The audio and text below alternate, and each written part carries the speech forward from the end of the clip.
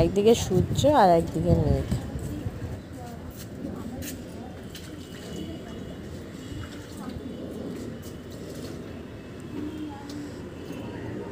আমাদের বাড়ির সামনে একদম এয়ারপোর্ট, ওই যে এয়ারপোর্ট দেখা যাচ্ছে।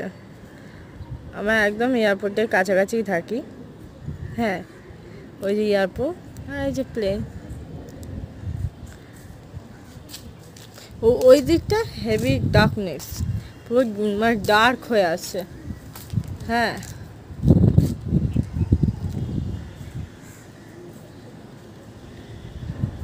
এদিকটা ওয়াই, এদিকে একটু ঝিঝিরি বৃষ্টি পড়ছিল যে মেঘ কেটেছে তার জন্য,